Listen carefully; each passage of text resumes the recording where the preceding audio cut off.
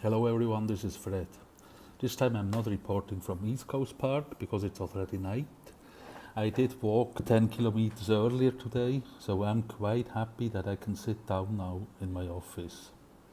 The other day I received a broker call. It happens quite often.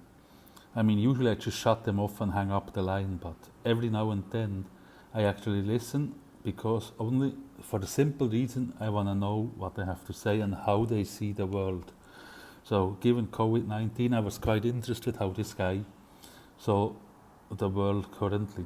And what also caught my attention was this guy spoke a very polite, clean BBC English, if you want. So it was a real pleasure to listen to him. So there he goes. He started off by, he tried to convince me to buy equities and argued that current levels of the markets were interesting levels to get in because, to use his words, corona crisis will be over in no time and people have a tendency to forget quickly and markets will be back to normal very soon. I had to say that I quite strongly disagreed with this world, with his view, because corona crisis will not be forgotten so quickly for two reasons. The first reason is because it affected many of us personally. Many people had to go into hospitals, many people died from the virus. So that's not something we will just so simply forget and go back to normal within a day or two. And the second thing is, if you look at economic forward-looking indicators, as an example, the US jobless claims.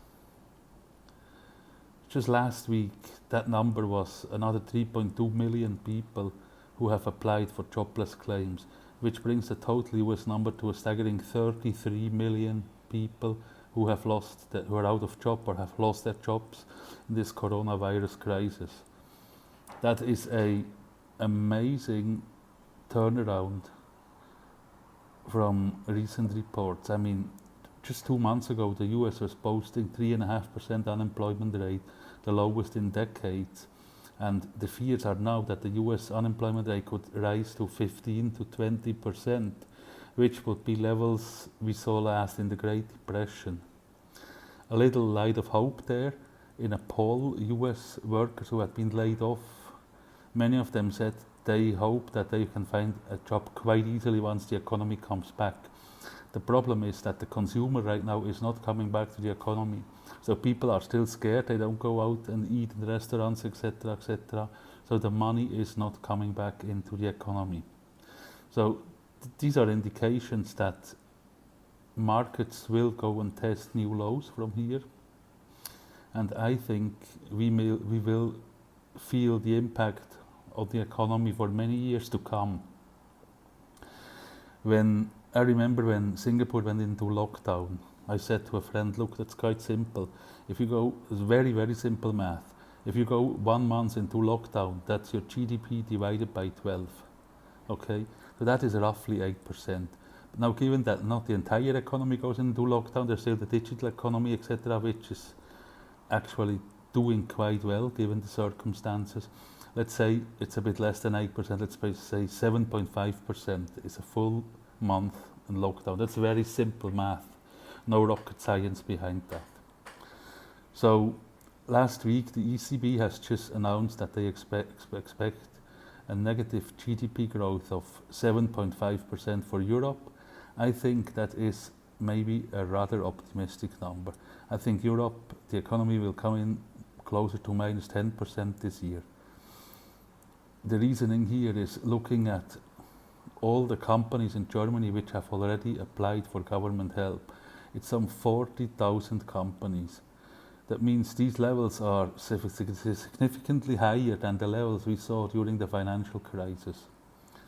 So that lets me guess that the worst economically is yet to come in Europe as well as the US.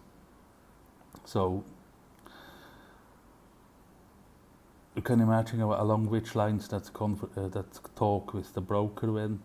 I obviously politely told him that I completely disagreed with his view for the reasons I just explained. And Oh, well, he was polite, he accepted it and wished me a nice day, and the call was over. The problem with these brokers is once they've got your number, they will continue calling.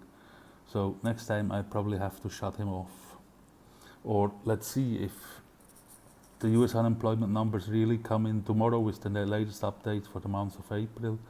Will come out tomorrow.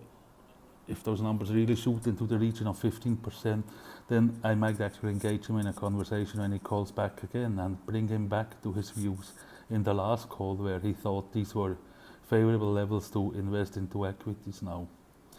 So, okay, that's my little update for today.